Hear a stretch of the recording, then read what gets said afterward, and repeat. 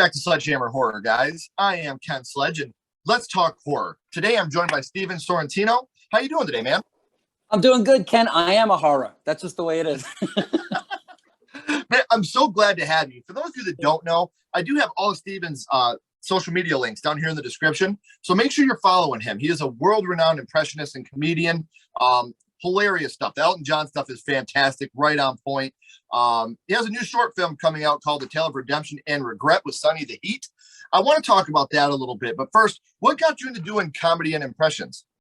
God, I think every comedian is not happy. I think, every comedian I've ever met. So I think comedy comes from a lot of different places. When I was a boy, I used to watch television and watch the old people like Jerry Lewis and all that stuff. And it just made me happy to see them make people laugh. So for me, I wanted to touch as many people as possible and make them laugh.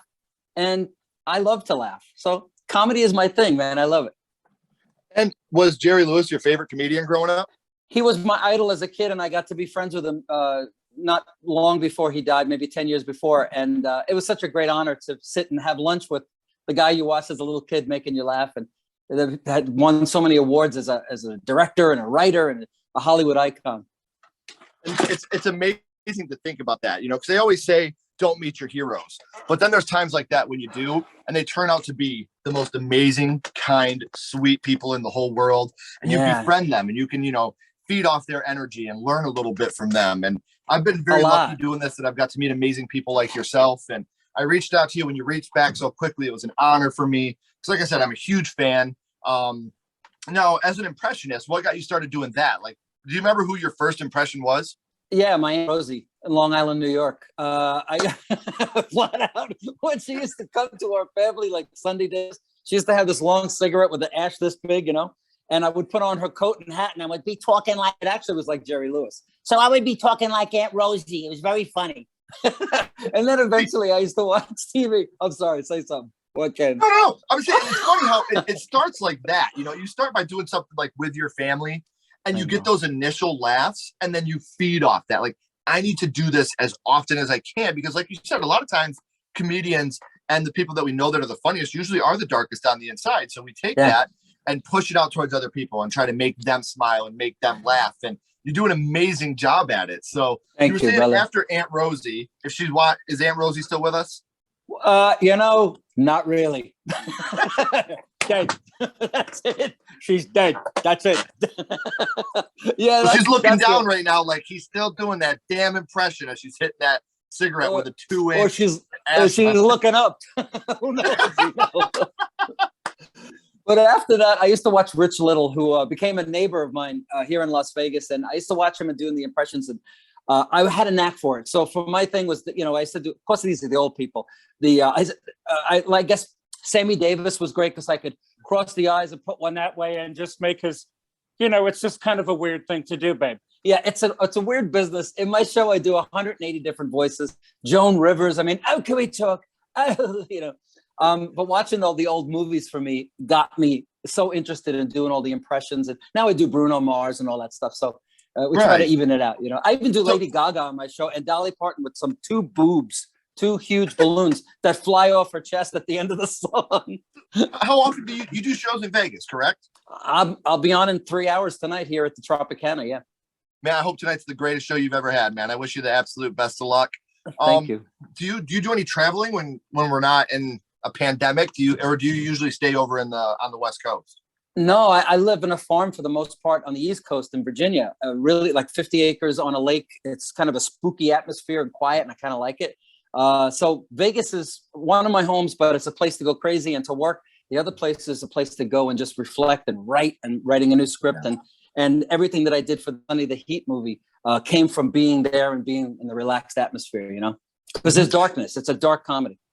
Right. And that's what I actually wanted to segue into. I'm glad you said that because A Tale of Redemption and Regret with Sonny the Heat.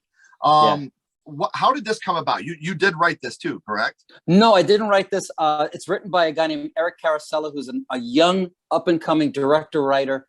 I got a script in the mail from him because I was COVID time. There was no shows. I was in Australia at the time. I went back to Virginia because there wasn't going to be any shows.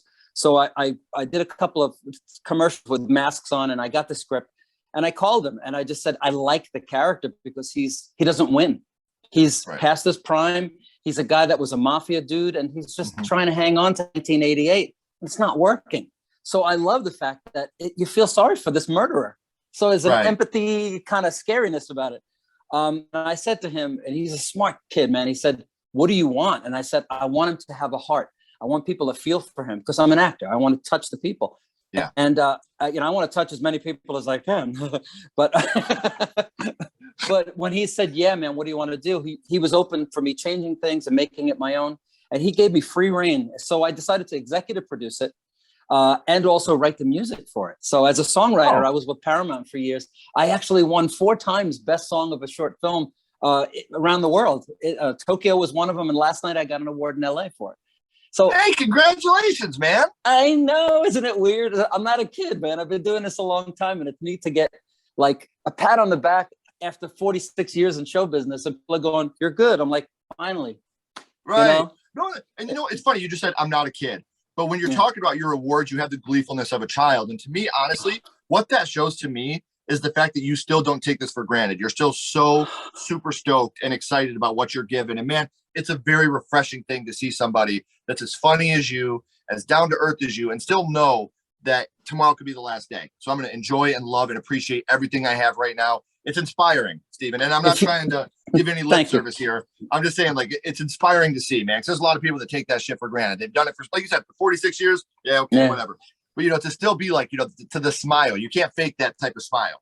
When you're talking about winning an award last night, that's so cool. I'm so happy for you. But isn't that neat? I mean, the bottom line is, you do this crap and you get a reward after. It's hard. I started out as a $5 a night bass player, like in a wedding band in Long Island when I was 15. So you go to that and then you make money, or you pay for your houses, you get to travel the world, and people say you're good.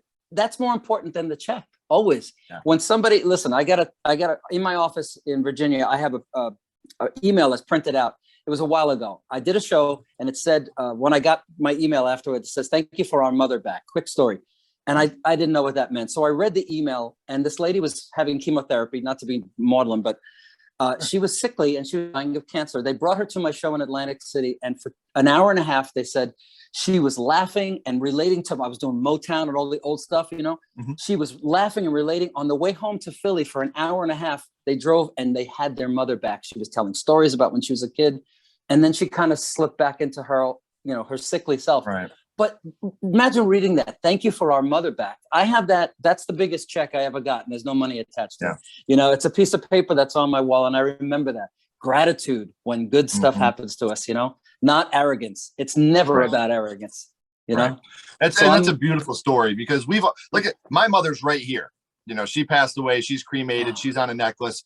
To hear a story like that, like it literally gives me chills, because, the amount of, joy and pure happiness that they must have felt to have her back. Like you said, for one night, to hear her tell old stories of Motown, doo-wop, whatever, what have you. She's back for tonight, and I'm going to take this and I'm going to love it, and I'm going to let him know. And for them to let you know is special. That is so special, because like you said, a lot of people are like, "Hey, that set tonight was funny," or, "Hey, last night's set was better than tonight's set," but for them to come out and say, "You changed the course of our lives tonight because we got to spend the night with our mother." That's way better than, "Hey, great job on the show tonight. I've touched somebody and I've given them something that not everybody can do." And that's what comedy, and not just comedy, but entertainment in general can do. That you can sit there and watch a movie and be transported back to who the people you were with at that time. Or like you said, you go to a comedy show, you talk Motown, I'm the guy. Detroit born and raised, that's my stuff, man. So, you talk about, having a mother that would listen to Motown and come back to herself. That's special. That is a special, special thing. And not everybody in this lifetime will get to experience something as special as what you gave that family. So and if you're an artist out there, if you're a singer, an actor, a comedian, or a podcast person that's just an influencer, look for those moments, because that's everything. Believe me, how many likes you have is one thing. But when somebody comes up to you and says they have tears in their eyes because of something that you reached them in their heart, it doesn't get better than that, man. It is what it is. You know what I mean? This is it. So, I agree with you. Likes is a click of a button, but changing the course of someone's night, which in turn changed the course of their life, you can't push a button for that. Because if you could, my mom would be sitting right here with me. Exactly. So, you know what I mean? So that's incredible, dude. I'm so glad you told me that story, because that's an inspiring story. And I hope that you guys listening, I hope that you could take that and just remember, I don't want to get too sentimental here because we're going to start talking some scary, spooky stuff here in a second. But you always got to remember, you don't know what days your last, and the people that are around you, you don't know what days they're last. And if you're lucky, you get 100 years here. In that 100 years, do what you want to do, be who you want to be, love who you want to love, and don't take it for granted. So on that, let's segue into something a little more spooky. We're here today, Steven, to talk about the first horror movie you watched and how it impacted you. Now, horror is subjective to everybody. So we always want to talk about what the first horror movie that you watched was.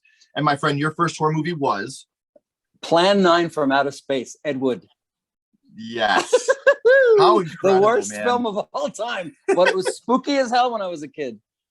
And the thing about that is what people got to remember.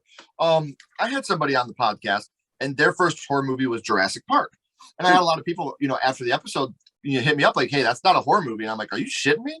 Hell yeah, that's a horror movie. Like that's absolutely horror. Just like Plan 9 from Outer Space may not be the best movie we've ever seen in our lives. But if you put space into anything, whether it's sci-fi, what have you, it's just like the argument that Alien isn't a horror movie. Yeah, right. Same thing with Plan 9. Of course it's a horror movie and it impacts people. Do you remember how old you were the first time you watched it? I would think 6, maybe 6. My grandmother was watching me because my parents were musicians and they were gigging on the weekends. And I was watching my grandmother sleeping. And I was so scared by Vampira, who was a local television host that they used her in the movie. And she was just coming towards you constantly. And I was like, Grandma, wake up, watch this. I didn't want her to watch it. I was just scared to death. And I wanted her to witness that I was going to get eaten up by Vampira. So it just, I don't know. It wasn't a good movie, but it was scared the hell out of me. Bela Lugosi was in it. He died during it. So they used his chiropractor as some of the side shots. Tor Johnson, this famous old wrestler. It was a bad movie. You could see like the carpeting moving, but as a 6-year-old, when Vampira in the dark is looking at you and had that face, I still do that for some films that I do. I'll use that memory. It scared the hell out of me.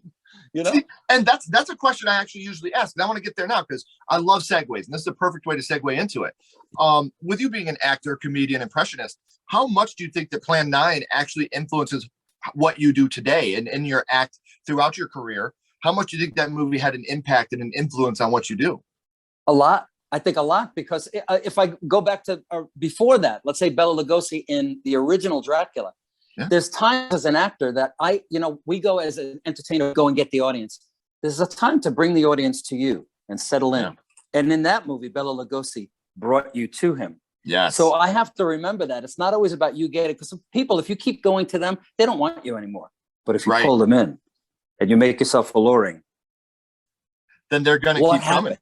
That's right. So there's a lot to be learned there. And Plan 9 had that alluringness. And of course, Bela Lugosi was the king of that. He was sexy and scary and dangerous and quirky. It's just amazing. If you're out there and you're a horror movie fan, go back to the master, Bela Lugosi's and Boris Karloff. I have the Universal Monsters. I have the box set. Like you said, you got your Karloff, your Lugosi's, and you watch these movies now. And what I try to explain to people is the very first piece of SledgeHammer horror merchandise that I ever made was this right here. Wow. The SledgeHammer horror Jason mask. Yeah. And now for me, the big monsters were Jason Voorhees, Michael Myers, Freddy Krueger, Chucky, Leatherface, Pinhead. But if we didn't have the Creature from the Black Lagoon, Dracula, Frankenstein, the Mummy, the Invisible Man, these guys wouldn't exist. No. Who I consider my Universal monsters of the Jasons and the Freddys, they don't exist if you don't start off with your Bela Lugosi's. And they have such an impact with me in horror that I went back and I bought that just to show my kids. They're like, oh, this isn't scary. I'm like, listen, you watch the Phantom of the Opera now? Sure, it may not be as scary now, but that's a romantic, heartbreaking horror to me. And, my kids have seen Saw. So maybe the creature isn't as scary now, but when I was a kid, the Creature from the Black Lagoon, the practical effects alone, terrifying. Of course. Like, how did they make him look like this? And the music. Ba, ba, ba. I mean, I could sing you the gills and everything. Yeah, it's amazing. There's a lot of stuff like that. You got to look at the origins of horror. I know it's going back, but Lon Chaney Sr., if you go back and watch his silent work, every word he's saying with his body and his eyes and his expression. That plays into the Jasons or whatever, because it's body. Look at Jason with body movement. Michael Myers, the body movement. just the head. That's everything. And that says volumes by one head tilt. Laying down. And then coming sitting up without moving his lower body. But where was that from? That's almost like a Nosferatu. Yeah. From Silent, that he just comes from the thing. Sitting up out of the casket. Right. So kids, nothing's new under the sun. Everything is derivative of something else, which is beautiful. Even your art can be derivative of somebody else's, but you make it your own. And that's why we have such great movies now. It is. And it's funny because another thing I want to talk about real quick, the werewolf transformation in the Wolfman, like how he's sitting there and, you know, the practical effects and how you just watch it get bigger and bigger. Yeah, it doesn't look that amazing today, but wow, it looks better than a lot of the CGI that's around today. Well, there was something magic. First off, film is always magic. There's always something magic about film. And when they just basically they did his makeup little by little, they kept a still frame, and then they moved it on, and then it worked. So I think you forgive the fact that you don't see the hair growing like, you know, Thriller, and I'm not gonna guys, you know, Michael Jackson. But you know, that was a good impression. Go away. Okay. But you forgive it because it's a piece of art. It's art, and it lives where it belongs, in black and white, in film, and in 1930, whatever it was, 42, I think it was. Right. I don't even know. Shame on me. Still, I could go back and watch those practical effects, even though this doesn't get talked about a lot. To me, horror comedy started with Abbott and Costello Meet Frankenstein. Of course. And when you have that scene of Frankenstein on fire, walking down the dock, and then when he got too hot, he fell off the dock into the water. Yeah. That's a great practical fire effect. You know, there's no CGI, no camera tricks. That's a man on fire getting too hot and falling into the water. When he's in a hot suit, and they lit him up, and he did it, and he did the stunt. And when he was done, they took him out. Are you okay? And he went home. I mean, that's real art. Again, filmmaking back in the day was an art. Not that it's not now. Yeah. But it was about the actors and the people physically doing the stuff rather than CGI. Yes. And that's what I absolutely love that. We kind of touched, Stephen, on which scene affected you the most, with it being Vampira coming at you. Obviously, it stuck with you for these many years from Plan 9. But what would you say your favorite scene from Plan 9 is?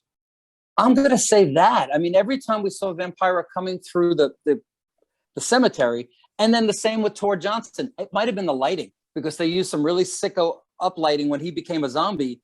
And this is a 300-pound, 6'8" guy coming towards you. Again, it was coming towards the watcher, the kid. So for me, in the television, it's coming for you. You become part of the movie, just like Jaws. We never saw, I don't know, I can't explain it. It's like the Alfred Hitchcock thing, where it wasn't ripping the face off. It was what was going to happen potentially to you. Yeah. You know, what is the shark thinking? What does the shark look like? We don't know. All we see is what the shark sees. Holy mackerel. What is this capable of? Hannibal Lecter. We saw him rip somebody apart in the first movie because, wow, what could it be like? Our brains are way more cool than anything we could see as CGI or film. You know, so that's for me. It's that coming towards you, getting you. The way that they did that, breaking the fourth wall in those movies, how you'd have the guy turn right at you, that was done masterfully, but it wasn't cheesy the way that it can be done sometimes. But when they broke that fourth wall and included you, like, maybe next week it could be you. And we do the zoom in. You know, like, it was never that corniness. But as a child watching that, it was like, it could be me next week. I don't know if I should watch. But I got to watch to find out if it could be me. So because we were really, yes, sir. And I think we were totally engaged back then. You know, we live in such an ADD world. I'm, you know, definitely one of them. I like to change channels every 13 seconds. But when you watch Frankenstein, or you watch original Boris, what's his face? Dracula. Lugosi? If you watch those scenes, Lugosi, those are long scenes with beautiful far camera angles, and it just brings you in if you let it. But for me, in the new world, you just go, okay, when is it going to get to the biting of the neck? Nah, it's the lead up to what's going to happen. And that's, for me, is the meat of the whole thing, you know? Yeah, I love that. And something you brought up a second ago, imagination. Like I said, you look at Psycho and you see the shadow, or Texas Chainsaw Massacre. He has that hammer and it cuts to the wall and you see some blood splatter. Like you said, there's nothing that you're going to show me that's worse than what I'm imagining right now. Your brain is use worse. That. That's right. Yeah, absolutely. I agree. We never saw anything. We never saw the knife go in. We never saw the knife go into. I have a home in Bodega Bay where they filmed The Bird. So for me, that whole Hitchcock thing is very fresh in my mind. You never saw the knife go into her ever. You saw it near her. You saw the sound. You saw the. So again, your brain is more interesting than anything we could see in real life. Go ahead. Absolutely. So what I got a couple more questions for you. This one I've just recently started putting into episodes because I think it's fun to think about this. Plan 9 from Outer Space. This is a movie that, like you said, it wasn't the greatest movie, but it did have an influence on a lot of my friends as well. Would you like to see Plan 9 from Outer Space remade or rebooted today? Oh, that's a hard question. You know, I think that certain things belong in a certain time. I wouldn't think that James Cagney, a film of his, would translate into today. I think Plan 9 belongs in 1955 or whatever it is, right there, poorly done because it's a work of art the way it is. Sure. You know, certain things belong, like there's a musical, Jesus Christ Superstar, which was 1960 something. If you fix the music and make it today, it ruins it. So certain things, including myself, belong at a certain time. And no, I wouldn't want to see that. No, the time you belong in is right here, right now. Because I'm having a blast with you. I wouldn't trade this for anything. Oh, man. So, Steven, we talked about your first horror movie, which was Plan 9 from Outer Space. And, yeah, you know, a lot of people may not have even seen that flick. And it may be free on YouTube. And if it is, I'll put a link for it down here in the description, right next to Steven's social medias that you should be already following. But now I'm going to go scream on you here for a second, my friend. And my friend Ghostface here wants to know, what's your favorite scary movie? What is your favorite horror movie of all time? Me? Yeah. Your absolute favorite horror movie of all time. I think The Thing. John Carpenter's from the 80s? I think I didn't know you were going to do that. So I had to rack my brain right now. The Thing scared the hell out of me. I'm going to tell you right now, I purposely don't tell anybody I'm going to ask him that question just because I want a genuine answer. I don't want people to think on it. That's the question that I want. Oh shit, what is my favorite horror movie? Bam, because the first thing you say is the most genuine thing you're going to say. And we were just talking about with, you know, the Universal monsters and the practical effects. Holy shit, The Thing is one of the best practical effect movies ever made. And you talk about score. You're a musician as well. Something we've talked on the podcast before. Music can make or break a film. Hell yeah. And there are some movies that are amazing films. Don't get me wrong on what I'm about to say, but people know the score more than they know the film. Look at Jaws. There's people that have never seen Jaws that go swimming and go doo-doo, right, doo-doo. Or how many people know The Thing or Psycho? Yeah, right. You know, same guy, by the way, same composer, John Williams. Yes, John Williams. 1978's Halloween. If you've never seen that movie, you still know the that piano lick. You know, it's my ringtone right now. It's my ringtone. You see what I mean? So like, it's funny how, and I don't know if you know this story, but John Carpenter just came out and said he could not sell Halloween. Yeah. Then they put the score to it. It sold the next day. Yeah. That's how impactful the score was for that film. And look at what that turned into. And he could not sell it before they included the score with it. And I just watched something on that recently. I watched it last night, as a matter of fact. I watched the whole thing of how they couldn't do anything with it in the beginning. So I get that. Sensory, music, and smell are two things that just go into your DNA and you never lose it. And it means everything. That's awesome that you pointed that out. Oh, I'm a huge, like I said, when it comes, I grew up in a video store, Steve, and my parents owned a video store. And my job was when people were not kind enough to rewind, I would take the tapes, and we didn't have a VCR there. We had an old school VHS rewinder. Oh. So my job as a little boy was to put the VHSs in the VHS rewinder, rewind them, and then go find their spot on the shelf. And if I did that at the end of the week, I got to get a horror movie and a Nintendo game if we had them in stock. So, and we've talked about this before, and I think you'll relate to this too. You know, you're about my age. When we were young, for us, YouTube and trailers was walking through the video store and looking at the covers of the VHSs. Yeah. That's how I determined what I was going to watch. I had no idea what the commercial was. I had no idea what the movie could be about. But if the cover struck me, I got it. Fright That's right. Is one that stayed with me. You know, the vampire up in the clouds. I just watched that. House. Yep, there you go. From House. 1986. Exactly. Yes, sir. Those are things that's how I determined what I was going to watch. And Silver Bullet was another one that really, Maximum Overdrive, seeing the clown face. You know, these are the things that I think that's why I'm such a physical media collector, because growing up, that's what I used to determine what I was going to watch that night. So, Steven, Well, I've had an amazing time with you, my friend. I got one more question, but first, what were you about to say? No, I was just, one picture will change, the course of a movie. One note or two notes for Jaws will change, you put you in movie heaven forever. So yes, I mean, we used to watch and see pictures, and then we see a great cover and then go watch the video, and it wasn't too good, but the cover was great. Sometimes. How many times did that happen to us? You see a movie, you're like, oh, this is going to be so good. You take it home and you're like, those sons of bitches. The worst. What's your last question? Yeah, before I let you go, we're going to go back to Plan 9 from Outer Space. And what we're doing here, Steven, we're not going to be critics, but we are going to be ranking this movie on a scale of 0 to 5. We're ranking it on a skull count. So 0 to 5 skulls, 0 being the worst and 5 being the best. You can use half and quarter skulls. As I said, we're not judging it on production, direction, score, quality. What we're judging this on strictly is how much this movie affected you. So 0 skulls being the worst and 5 being the most. How much did Plan 9 from Outer Space affect you? Because of my age, 5. Absolutely. It really affected me. Bad. I mean, you said no production value because it's truly the worst movie, almost the worst movie of all time. But that's what makes it brilliant. Yeah. Well, and like you said, it's when you, even now when you watch these things, like, yeah, it may be a shit movie, whatever, but if you can look past production qualities, and you can still get genuinely scared by stuff that's happening if you let your imagination do its work. So, man, Steven, again, I want to thank you so much. I know this is the third time I'm saying it, guys. Third time's a charm. So if you haven't listened to the first two, now you can the third time. His links are down here in the description. Make sure you're clicking these, following him on social media. If he has a show coming your way, once we finally get the pandemic wrapped up and people are, taking care of themselves, washing their hands, wearing masks, vaccinating if you have to, whatever your doctor suggests, not doctor book, first name, face, whatever your doctor recommends you do, please do it. Yes. Yes. Make sure you check out one of his shows when he comes around your area. I can't wait to come and meet you in person. I'd love to shake your hand. But don't go anywhere, Steven. I got a couple more questions for you before we sign off. No Everybody problem. else, as always. I just want to remind everybody to go to StevenSorrentino.com and go to Sunny, and you can actually watch the movie right on my website. So watch Sunny the Heat. It's there. Yep.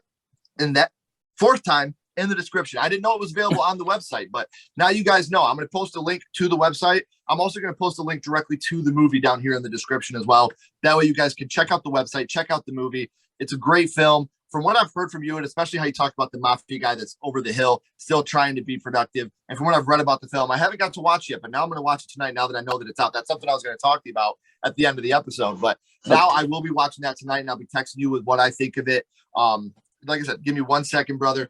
Everybody else, keep talking horror. Stay what you are, and we'll see you guys soon.